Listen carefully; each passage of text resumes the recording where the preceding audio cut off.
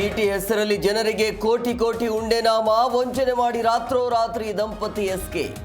ಪುಟ್ಟೇನಹಳ್ಳಿ ಠಾಣೆಗೆ ನೂರಾರು ಮಂದಿ ದೂರು.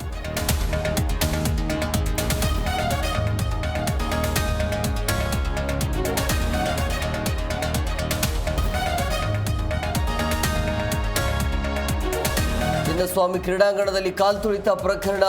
ಸರ್ಕಾರದ ವಿರುದ್ಧ ಇಂದು ಬಿಜೆಪಿಯಿಂದ ಪ್ರತಿಭಟನೆ. ಬೆಳಗ್ಗೆ 11ಕ್ಕೆ ವಿಧಾನಸೌಧದ ಗಾಂಧಿ ಪ್ರತಿಮೆ ಬಳಿ ಧರಣಿ.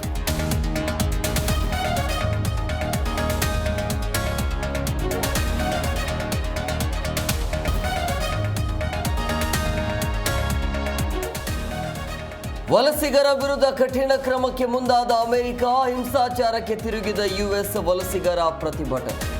ಲಾಸ್ ಏಂಜಲೀಸ್ಗೆ ಸೇನೆ ಕಳುಹಿಸಿದ ಟ್ರಂಪ್.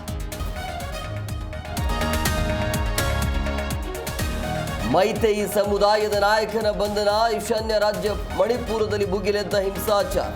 ಮುನ್ನೆಚ್ಚರಿಕೆಯವಾಗಿ 5 ಜಿಲ್ಲೆಗಳಲ್ಲಿ 5 ದಿನ ಇಂಟರ್ನೆಟ್ ಬಂದ್.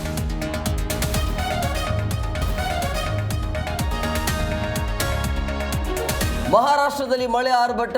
ಪುಣೆಯಲ್ಲಿ ಬೈಕ್ಗಳು ಜಲ ಸಮಾಧಿ. ಅಸ್ಸಾಂನಲ್ಲಿ ಪ್ರವಾಹ. ರಾಜ್ಯದಲ್ಲೂ ಜೂನ್ 11ರಿಂದ ಮುಂಗಾರು ಚುರುಕು.